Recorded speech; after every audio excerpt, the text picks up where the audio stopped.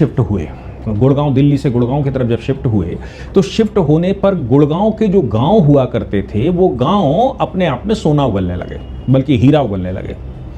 अब उसमें कुछ ज़मीनों के सेटलमेंट, कुछ लैंड का यूज़ बदलना और बहुत कोई खेल हुआ। डीएलएफ के साथ रॉबर्ट वाड्रा का एक बड़ा खेला सामने आया, और वो बड़ा खेला यह आया कि 7.5 करोड़ रुपए की कोई ज़मीन इनको दी गई, और जिस समय रजिस्ट्री की गई उसमें कोई पेमेंट डिस्क्लोज नहीं किया गया, तो उस ज़मीन में इनको मिल गई। बाद में कुछ समय बाद ही डीएलएफ को उन्होंने 58 करोड़ रुपए में बेच दी, 58 करोड़ में बेच दी।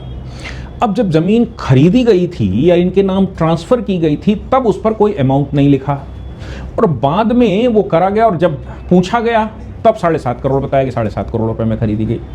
ये पैसा कहाँ से आया और पैसा कहाँ से गया? ऐसे ही एक 450 करोड़ रुपए का डीएलएफ का सैंक्शन का मामला आया।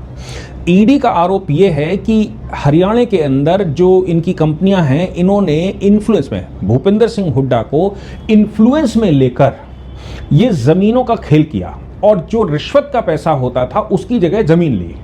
यानी कि किसी डेवलपमेंट के प्रोजेक्ट में, किसी इंफ्रा के प्रोजेक्ट में कोई जो बिल्डर है, बिल्डर अपने कुछ वो सैंक्शन करवा रहा है, ज़मीनें ले रहा है, अलॉटमेंट करवा रहा है, उनके यूज़ ऑफ पर्पस बदल रहा है। तो ऐसी पोजीशन में ज़मीनें सस्ते में लेकर, मतलब ज़मीनें सरकार से सैंक्शन लेकर, अब उसके बीच में बिचौलिए का काम, दलाल का काम कौन करेगा? तो कहते हैं कि रॉबर्ट वाड्रा है।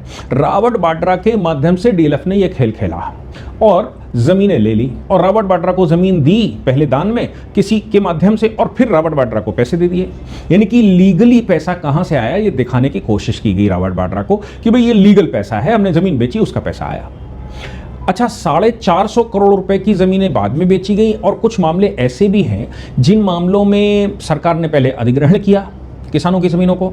अधिग्रहण जब सरकार ने किया तो इन्होंने क्या किया कि अधिग्रहण की गई ज़मीनें, अभी उसमें फाइनल ऑर्डर नहीं हुआ था, केवल नोटिस हुए थे कि अधिग्रहण कर रही है, तो वो ज़मीनें सरकार का प्रेशर दिखा दिखा के, एक नोटिफिकेशन और ये वो करवा के, वो ज़मीनें ये कहा कि भाई सरकार एक्वायर करने जा रही है। मतलब अधिग्रहण अभी किया नहीं, सरकार अधिग्रहण कर रही है, और ये पॉलिसी वो पॉलिसी, किसानों की ज़मीनें बिल्डरों को बिकवा दी कि भाई ये तो अधिग्रहण है, तुम्हें इतना मिलेगा नहीं, या तो ऐसा मिलेगा। और ये खेल रॉबर्ट वाड्रा ने सरकार के साथ मिलकर कोई नोटिफिकेशन करके, कुछ चर्चाएं करवा कर, जो भी हुआ वो करवाया।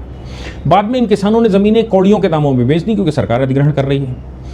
फिर वहां सरकार का अधिग्रहण कैंसिल कर दिया गया। सरकार का अधिग्रहण कैंसिल हो गया तो इसका मतलब हो गया जिस बिल्डर ने खरीदी वो बिल्डर वहां बिल्डिंग प्रोजेक्ट बनाएगा। वो कौड़ियों के दाम जो जमीन खरीदी गई थी वो अरबों की हो गई। इसके बीच में ये जो खेल हुआ, इसमें रॉबर्ट वाड्रा